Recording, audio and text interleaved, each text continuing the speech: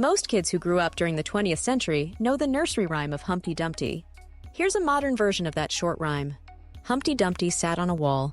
Humpty Dumpty had a great fall. All the king's horses and all the king's men couldn't put Humpty together again. The story starts off pretty straightforward. However, there's a much bigger tale behind how this nursery rhyme came to be and evolved over 500 or 600 years.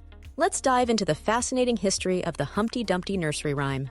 Humpty Dumpty has been around for a very long time, but the version we know today mostly comes from what was published by an English publisher and organist named Samuel Arnold in 1797. Here's what he wrote. Humpty Dumpty sat on a wall. Humpty Dumpty had a great fall. 80 men and 80 more could not make Humpty Dumpty where he was before. Changes and small developments happened throughout the 1800s until we got the version of Humpty Dumpty that we know today. The origins of the Humpty Dumpty rhyme date back to at least the late 15th century, and it's connected to King Richard III. Richard III became the King of England briefly from 1483 to 1485 after his brother, King Edward IV, passed away.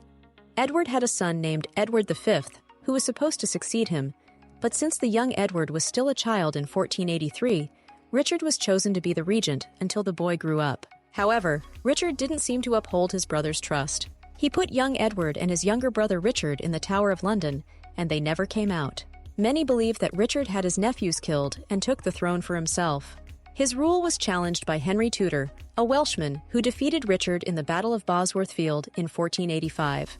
What makes this relevant to Humpty Dumpty is that Richard had scoliosis, which gave him a hunched back. Additionally, his horse was supposedly named Wall, so later on, when notable figures like the famous playwright William Shakespeare wrote about Richard, they often emphasized his hunched back. By today's ethical standards, it doesn't seem appropriate to call someone with a physical disability Humpty Dumpty, but it appears this was a reference to Richard's hunched back.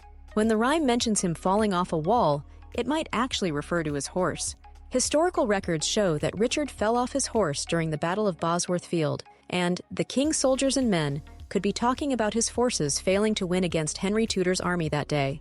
Richard III's story is the most likely origin of the Humpty Dumpty rhyme, but there are other theories as well. Some suggest it could be connected to a Swedish or Germanic fairy tale character, like those found in stories by the Brothers Grimm and Hans Christian Andersen in the 19th century.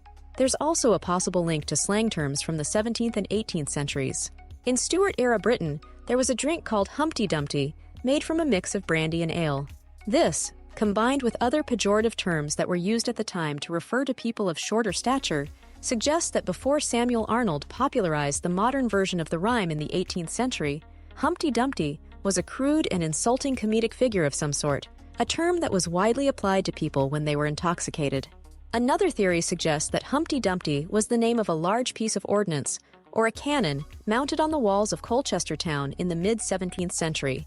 During the 1640s, England, Scotland, Wales, and Ireland were in the middle of a series of conflicts known as the Wars of the Three Kingdoms, or the English Civil War in England.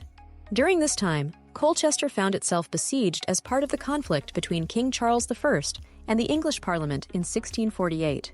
On the town's walls, there was a massive cannon known as Humpty Dumpty.